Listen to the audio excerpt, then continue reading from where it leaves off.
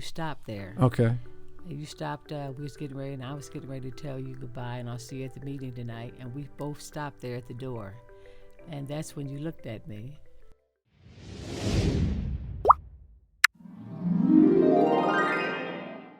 Now, what I remember is in the ballroom is when I said that. And I remember I leaned in like I was going to kiss you, and you put your hand up very gently in between us, and you did like this, and you said, you kind of gave a no shake. You weren't being rude, or you weren't even being forceful. You were just being politely saying no.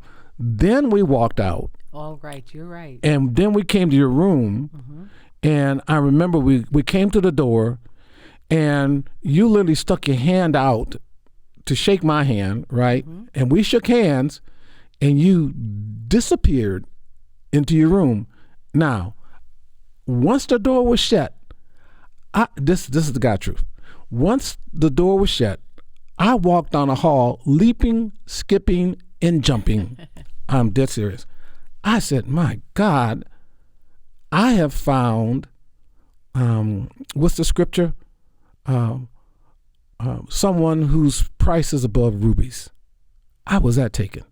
I was so glad that you passed the kiss test. I was so glad for the extended hand, just to shake the hand, to say good. I said, this is such a spiritual person, but also a lady. Such a lady of ladies. And I'm not just saying that to be complimentary now. I was blown away. I had really found, as Jesus tells that parable about a merchant of pearls have many pearls, but when he finds the one whose price succeeds he sells all those little pearls so he can purchase the one.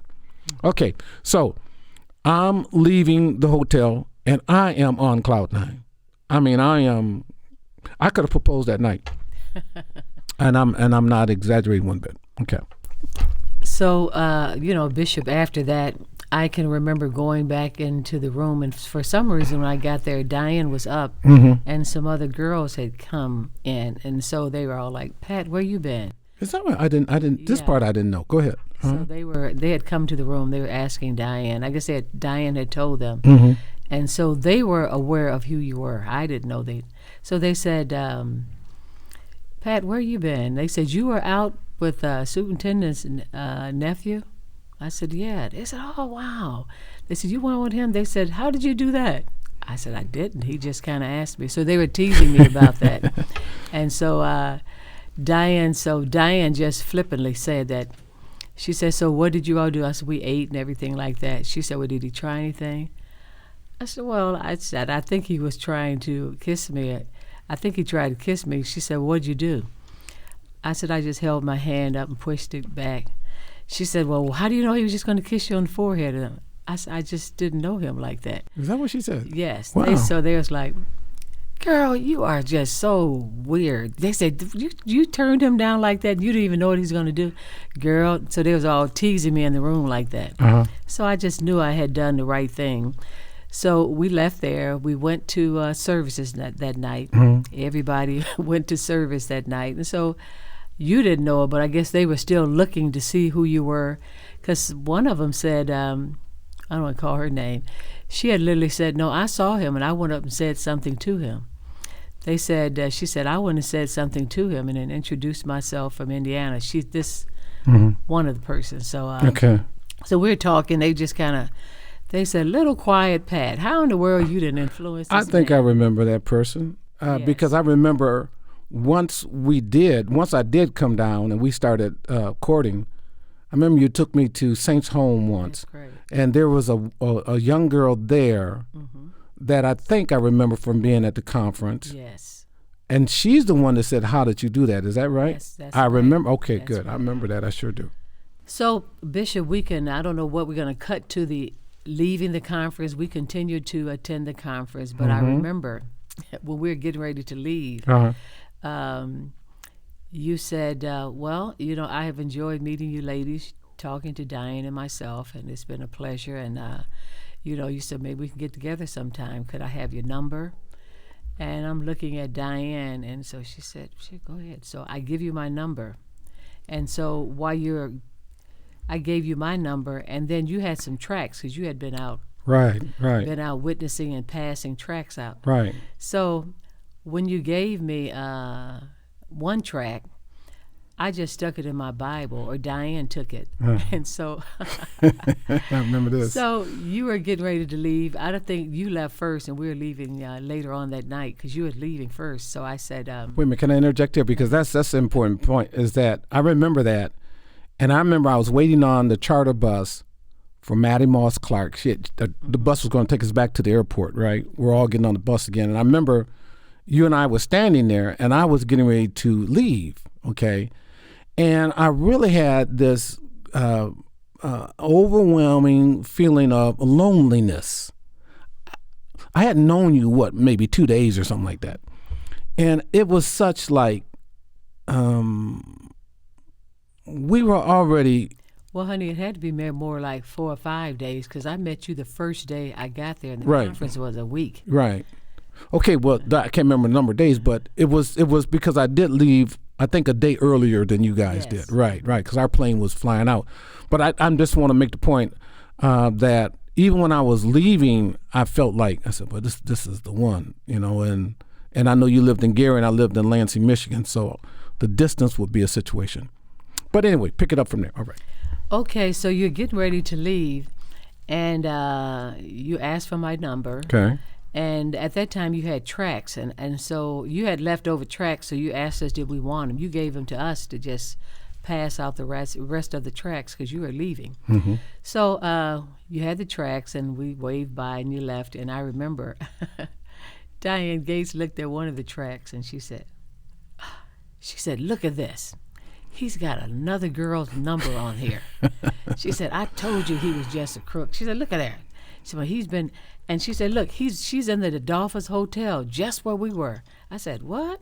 She said, yeah. She said, you better leave him alone. I said, oh, I'm done with him. I said, how are you going to come? I said, so he was coming here with me and somebody else at the same time? Diane said, yeah, see that, I told you that. I said, I'm done. So she said, look at this. I said, well, you can throw that track away. I'm done with him. So I never intended to ever see you again. Yeah. I was totally done with it. The moment she showed me that, and I was done with it. So it ended up, it was so funny. When we got back to Gary, you had my number, and you got back to Michigan. You called me. I think the first time you called, I didn't answer. Right. My mom said, somebody named Philip called you. Right. I said, oh, yeah, I'm not talking to him. I remember that well. So my mom, you called again. She said, why? I said, Mom, because he had a track in there with his other girl's names. I said, I just don't want to talk to him. So I don't know why my mother said that. So she said the next time, she said, well, Pat, just go ahead and talk to him, see what he wants. So I'm surprised that my mother didn't agree with me. Mm-hmm. And so at that time, you called again, and I answered. Mm-hmm. So we're talking, and I knew it was something different about you, honey. You had to be something different. I remember this to this day because I would tell Diane everything that went on. And so you said, hi, you said, I've been trying to call you. Did your mother tell you? I said, well, yeah. I said, I just didn't feel like I wanted to talk with you. And you said, why? I said, well, I just didn't feel like you were really an honest person. I said, because you were coming to the Dolphins to see me, and on your track, I said, there was another girl's number on the track that was in the Dolphins. I said, and I don't play that. I said, I don't like that. I said, I don't play things like that. And you said, that's why you didn't call me? That's why you didn't answer the phone?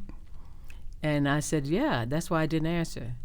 And you said to me, this is when I knew you had to be, because I couldn't believe I took that. You said to me, you said, wait a minute. I hadn't committed myself to you or anybody. He said, you should have asked me.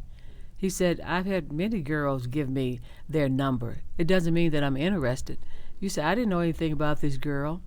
You said, and I didn't have a commitment to you. Wow, I said all that. Yes, you did. Wow. So I said, oh. I was something else, wasn't I? Yes, you were. Okay. Mm-hmm. So you said, I said, oh, okay. You said, and I don't, you said, what was the name? I said, I don't know, some name.